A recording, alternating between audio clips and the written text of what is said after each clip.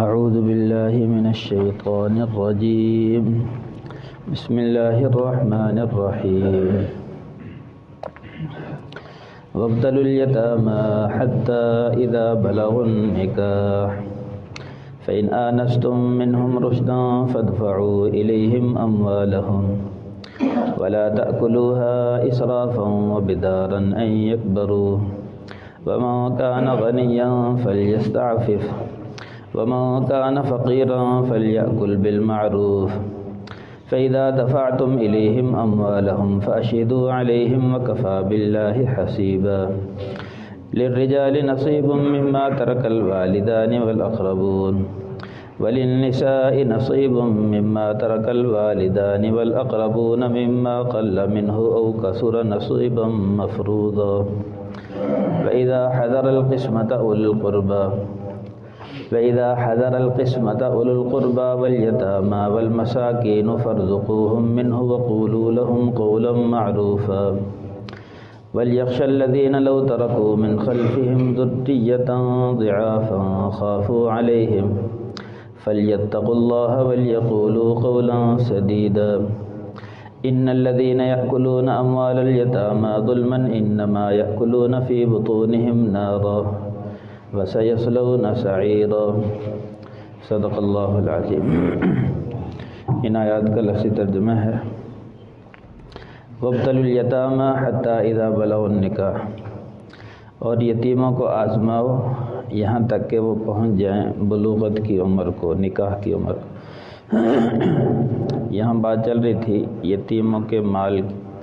یتیم فوت، ان کا والد محترم فوت ہو جائے، بچے یتیم ہیں،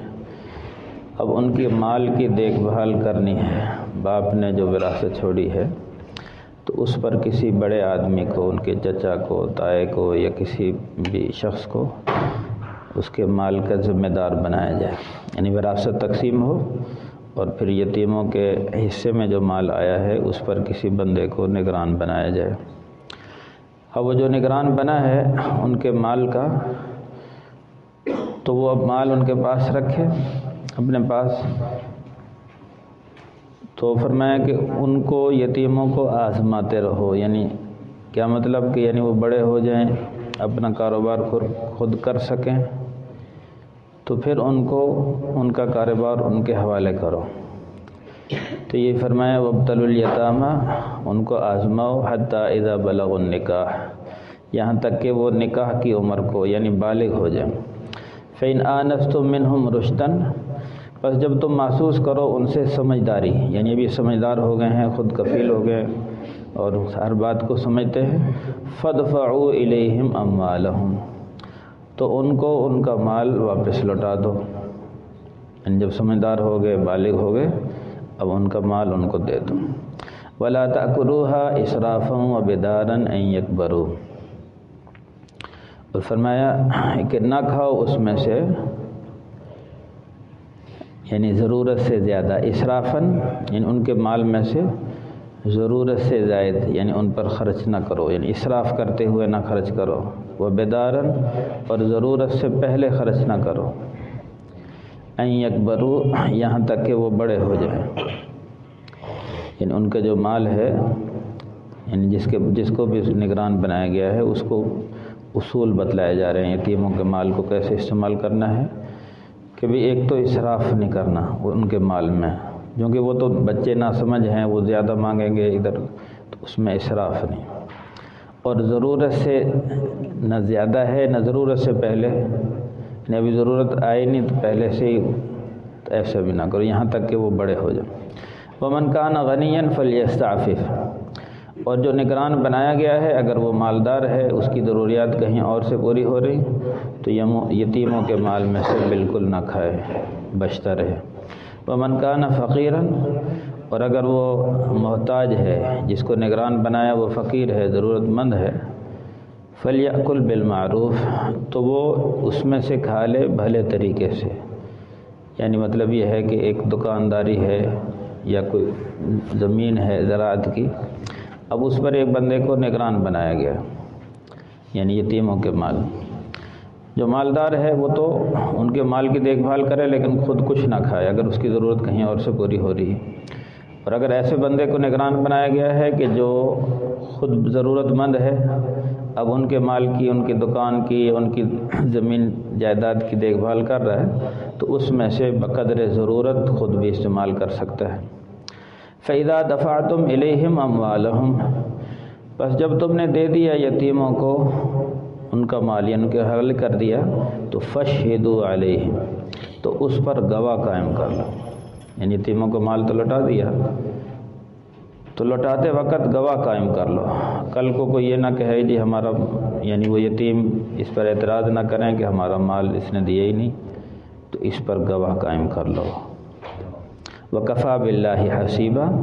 اور اللہ تعالیٰ کافی ہے حساب کرنے کے لیے۔ مطلب یہ ہے کہ اللہ سے بھی ڈرتے رہو، ورنہ اللہ کا حساب بڑا سخت ہے، تو یعنی اس میں گڑبڑ نہ کرو، گواہ قائم کر لو ان کو مال دیتے وقت۔ لِلرِّجَالِ نَصِيبٌ مِّمَّا تَرَكَ الْوَالِدَانِ وَالْأَقْرَبُونَ، مردوں کا بھی حصہ ہے اس میں سے جس کو والدین چھوڑیں اور رشتہ دار چھوڑیں۔ وَلِلنِّسَاءِ نَصِيبٌ، اور عورتوں کا بھی حصہ ہے مِّمَّا تَرَكَ الْوَالِدَانِ وَالْأَقْرَبُونَ، جس کو والدین چھوڑیں یا رشتہ دار چھوڑیں۔ مِّمَّا قَلَّ مِنْهُ أَوْ كَثُرَ، تھوڑا ہو یا زیادہ ہو۔ وراثت تقسیم ہو، مردوں کو مردوں کا حصہ ملے، عورتوں کو عورتوں کا حصہ۔ نصیبا مفروضہ، ہر ایک کا حصہ مقرر ہے۔ مطلب یہ ہے کہ زمانہ جاہلیت میں جب وراثت تقسیم ہوتی تو صرف بڑے بچوں کو، جو چونکہ اکثر جنگیں ہوتی رہتی تھی، جو جنگجو ہوتے، لڑنے کے قابل ہوتے، ان کو وراثت دی جاتی، چھوٹے بچوں کو اور عورتوں کو وراثت سے بالکل محروم کر دیا جاتا۔ تو یہ آیات نازل ہوئیں کہ مردوں کو بھی حصہ ملے گا اور عورتوں کو بھی حصہ ملے گا۔ اگلے رکوع میں اس کی تفصیل آ رہی ہے، بھی مردوں کو کتنا ملے گا، عورتوں کو کتنا، وہ آگے تفصیل ہے۔ آگے فرمایا وَإِذَا حَضَرَ الْقِسْمَةَ أُولُو الْقُرْبَى وَالْيَتَامَى وَالْمَسَاكِينَ، اگر وراثت تقسیم کرتے وقت کچھ رشتہ دار حاضر ہو جائیں، جیسے یتیم ہے، مسکین ہے، یعنی ان کا وراثت میں حصہ نہیں ہے، لیکن وہ وراثت کے وقت وہاں حاضر ہو جائیں، تو فَارْزُقُوهُم مِّنْهُ، کہ تھوڑا سا کھلا دو ان کو بھی۔ وَقُولُوا لَهُمْ قَوْلًا مَّعْرُوفًا، اور ان سے کہو بھلی بات۔ یعنی اگر وراثت تقسیم ہو رہی ہے، ان کا حصہ نہیں بنتا، لیکن وہ کہیں سے یتیم یا مسکین آ گئے ہیں، وراثت میں شریک نہیں ہیں، تو تھوڑا بہت ان کو کھانا کھلا دو اور بھلی بات کر کے ان کو ٹال دو، بھئی یہ وراثت تقسیم ہو رہی ہے تو اس میں سے تمہارا حصہ نہیں بنتا۔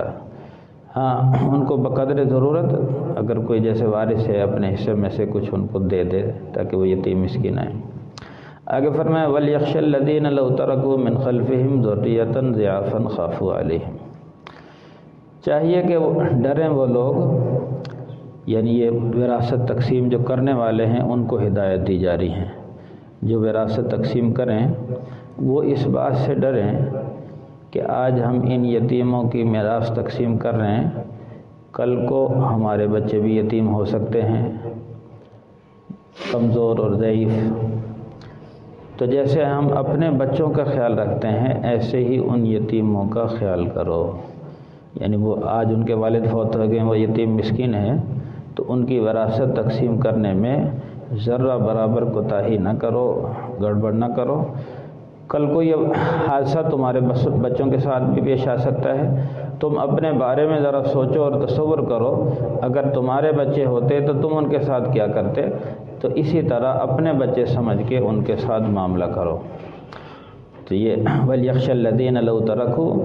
کہ وہ لوگ جو وراثت تقسیم کرنے والے ہیں وہ ڈریں اس بات سے کہ اگر وہ چھوڑتے اپنے پیچھے اپنی کمزور اولاد، یعنی چھوٹی اولاد، خافوا علیہم، وہ ان پر ڈرتے۔ فَلْيَتَّقُوا اللَّهَ، بس چاہیے کہ وہ اللہ سے ڈریں۔ وَلْيَقُولُوا قَوْلًا سَدِيدًا، اور بات کریں سیدھی، یعنی بھلی بات کریں۔ إِنَّ الَّذِينَ يَأْكُلُونَ أَمْوَالَ الْيَتَامَى ظُلْمًا، بے شک وہ لوگ جو یتیموں کا مال ظلماً کھا جاتے ہیں، إِنَّمَا يَأْكُلُونَ فِي بُطُونِهِمْ نَارًا، کہ وہ کھا رہے ہیں اپنے پیٹ میں آگ کو۔ اگر یتیموں کا مال ظلماً کھا گئے تو سمجھو اپنے پیٹ میں جہنم کی آگ بھر لی۔ وَسَيَصْلَوْنَ سَعِيرًا، اور جو یتیموں کا مال کھاتے ہیں وہ عنقریب دہکتی ہوئی آگ میں داخل ہوں گے۔ تو آخری آیت میں سخت وعید بھی سنا دی بھی یتیموں کے معاملہ کے بارے میں بڑی احتیاط کی ضرورت ہے۔ تو پہلی آیت میں پیچھے بات چل رہی تھی، ایک تو یتیم بچیوں کی، پھر اسی طرح یتیم بچوں کی، تو ان کے مال کی، چونکہ یہ معاملات ہیں اور معاملات میں بہت احتیاط کی ضرورت ہوتی ہے، خاص کر یتیم بچوں کے بارے میں کہ جو اپنے حق کا خود مطالبہ نہیں کر سکتے، چھوٹے ہیں، ناسمجھ ہیں، تو وہاں ڈرنے کی بہت ضرورت ہوتی ہے۔ اگر برابر کے ہیں تو احتیاط تو وہاں بھی کرنی ہوتی ہے، لیکن وہاں یہ ہے کہ وہ سمجھدار ہوتے ہیں، اپنے حق کا مطالبہ خود کر سکتے ہیں۔ لیکن جہاں یتیم ہیں، ناسمجھ ہیں، انہیں کچھ پتہ ہی نہیں، تو اب ان کے مال میں سخت احتیاط کرنی ہے، تو ایسا نہ ہو ان کے مال میں کوئی گڑبڑ ہو جائے اور کوئی خرد برد ہو جائے، کمی بیشی ہو جائے، تو بڑی سخت وعید سنائی ہے کہ جو یتیموں کا مال کھا جاتے ہیں وہ اپنے پیٹ میں جہنم کی آگ بھر رہے ہیں اور ان قریب اس جہنم میں داخل ہو جائیں گے۔ اب یہاں آج جو مسئلہ بیان ہوا کہ بھئی یتیموں کے مال کا اگر کسی کو نگران بنایا جائے تو وہ ان کے مال کی دیکھ بھال کرے، مال کو محفوظ رکھے، اگر اس کو کہیں مناسب تجارت میں لگانا چاہے تو اس کو لگائے، یعنی تاکہ وہ مال بڑھتا رہے یتیموں کے کام، لیکن ایسی تجارت میں کہ جہاں کوئی گڑبڑ نہ ہو، کوئی خطرہ نہ ہو، یا خود اس سے تجارت کرے، یا اس سے دکانداری ہے، کاشتکاری ہے، زمین ہے، تو ان پر خود کرے یا کسی سے کروائے، لیکن سخت دیکھ بھال کرے، اور پھر یتیموں کو آزماتے رہو۔ مثال کے طور پر یتیم بڑے ہو گئے ہیں، بالغ ہو گئے ہیں، تو پھر ان کو چیک کرو، ان سے تجارت کرواؤ، کاروبار کرواؤ، دکانداری ہے ان سے دکانداری کرواؤ۔ اگر وہ بالکل صحیح کر سکتے ہیں، اس قابل ہو گئے تو ان کا مال ان کو واپس کر دو، اور اگر اس قابل نہیں ہوئے، بعض اوقات ناسمجھ ہیں یا کچھ بڑے ہیں کچھ چھوٹے ہیں، تو پھر اپنی ہی نگرانی میں رکھو یہاں تک کہ وہ سمجھدار ہو جائیں۔ یعنی یہ فرمایا وابتل، ان کو آزماؤ، ان کا امتحان لو۔ پھر اب یہ ہے کہ جس کو نگران بنایا گیا ہے آیا اس مال میں سے کھا سکتا ہے یا نہیں کھا سکتا؟ تو اللہ تعالیٰ نے فرمایا اگر وہ خود جس کو نگران بنایا گیا ہے تو وہ مالدار ہے، اس کا اور بھی کاروبار چل رہے ہیں اور اس کی ضروریات کہیں اور سے پوری ہو رہی ہیں، تو پھر یتیموں کے مال میں سے نہ کھائے، بس ان کی نگرانی کرے، اس کو اجر و ثواب ملے گا اس قربانی کا، بھئی وہ یتیموں کی دیکھ بھال کرنے کا اس کو بہت بڑا اجر ملے گا۔ حدیث میں آتا ہے کہ یتیم کے سر پہ ہاتھ، شفقت سے سر پہ ہاتھ رکھ دے تو جتنے بال اس کے ہاتھ کے نیچے آئیں گے اتنی اللہ تعالیٰ نیکیاں عطا فرماتے ہیں۔ اب کتنے بال آ جاتے ہیں، تو یتیموں کی دیکھ بھال کرنے پر بہت بڑا اجر و ثواب ہے۔ حدیث میں آیا جس گھر میں یتیم ہو اور اس سے اچھا سلوک کیا جائے تو اس سے بہترین گھرانہ کوئی نہیں، یعنی سب سے بہترین گھرانہ وہ ہے جس گھرانے میں کوئی یتیم پرورش پا رہا ہو اور اس کے ساتھ اچھا سلوک کیا جاتا ہو، اور فرمایا بدترین گھرانہ وہ ہے جس گھر میں یتیم ہو اور اس کے ساتھ برا سلوک کیا جائے۔ اس لیے یتیموں کی دیکھ بھال کرنا اور ان کے مال کی حفاظت کرنا، ان کی ضروریات کو پورا کرنا تو اللہ کو بہت زیادہ قریب، چونکہ ہمارے نبی کریم صلی اللہ علیہ وسلم بھی بچپن میں یتیم ہو گئے تھے، تو اللہ نے حضور صلی اللہ علیہ وسلم کے بارے میں قرآن میں سورۃ الضحیٰ میں الم یجدک یتیما فآویٰ، کیا ہم نے آپ کو یتیم نہیں پایا تھا کہ اللہ نے آپ کو پناہ دی، اپنی حفاظت میں رکھا۔ تو اس لیے یہ احساس دلا کے پھر فرمایا وَأَمَّا الْيَتِيمَ فَلَا تَقْهَرْ، بہرحال جو یتیم ہے اس کو مت ڈانٹ، یعنی جو یتیم ہے ان کو ڈانٹنا نہیں چاہیے، ان کو جھڑکنا نہیں چاہیے، ان کے ساتھ اچھا سلوک کرنا چاہیے۔ تو اب ایک مسئلہ تو یہ بتلا دیا اگر مالدار ہے وَمَنْ كَانَ غَنِيًّا فَلْيَسْتَعْفِفْ، ان کے مال میں سے ذرہ برابر نہ کھائے، بچتا رہے، اس کی ضروریات کہیں دوسری جگہ سے پوری ہو رہی۔ وَمَنْ كَانَ فَقِيرًا، اب جس کو نگران بنایا گیا اگر وہ فقیر ہے، ضرورت مند ہے، غریب ہے، محتاج ہے، اب ان کے مال کی بھی نگرانی کرنی ہے، اس نے اپنا کاروبار بھی کرنا ہے، اپنا کاروبار کرتا ہے تو یتیموں کے مال کی حفاظت نہیں ہوتی، یتیموں کے مال کی حفاظت کرتا ہے تو اپنا کاروبار نہیں چلتا، تو اس کے لیے پھر حکم یہ ہے کہ ان کے مال کی دیکھ بھال کرے، جیسے کوئی دکانداری ہے یا کوئی زراعت کاشتکاری ہے یا کوئی، تو ان کے مال کی نگرانی کرے، اس سے کاروبار کرے، اور بقدر ضرورت خود بھی استعمال کر سکتا ہے اس میں سے۔ لیکن بقدر ضرورت، جتنی اس کی ضرورت، بہت زیادہ نہ لے، جیسے ایک مقدار متعین کر دے۔ فرض کرو ایک یتیم کی دکان چلا رہا ہے، اب کوئی ملازم رکھے گا، اس کو بھی پیسے دینے پڑنے دکان پہ 10,000 یا 15,000، تو اتنا اپنا حصہ مقرر کر لے اس میں سے، اور بقدر ضرورت اس میں سے کھا سکتا ہے جو یتیموں کی دیکھ بھال کر رہا ہے۔ آگے فرمایا پھر جب وہ سمجھدار ہو جائیں پھر ان کا مال ان کو حوالے کر دو، لیکن اس پر گواہ ضرور قائم کر لو۔ دیکھو معاملات میں جیسے حدیث میں ہے کہ رہو غیروں کی طرح، یعنی رہو بھائیوں کی طرح، آپس میں بھائیوں کی طرح رہو، لیکن معاملات غیروں کی طرح کرو۔ معاملات میں یہ نہ سمجھو چلو یہ میرا بھائی ہے، یہ بیٹا ہے، اور یہ تو سارے معاملات جو آپس میں بھائی بھی ہیں، ایک لین دین کرنا ہے اس پر لکھائی کر لو، گواہ قائم کر لو۔ قرآن میں دوسری جگہ اذا تداینتم بدین الی اجل مسمى فاکتبوہ، جب بھی کوئی لین دین کرو تو اس کو لکھ لو اور اس پر گواہ قائم کر لو۔ یہ بہت ضروری ہے، چاہے باپ بیٹا آپس میں معاملات کر رہے ہیں، چاہے آپس میں بھائی کر رہے ہیں، کوئی بھی چیز خرید، عام طور سے یہ بہت زیادہ آج کل شکایت آتی ہیں، جی ہم نے اس وقت لین دین کیا تھا اور لکھا نہیں ہم نے، اور اس پر گواہ قائم کرے، وہ مکر گیا، بھائی مکر گیا، یا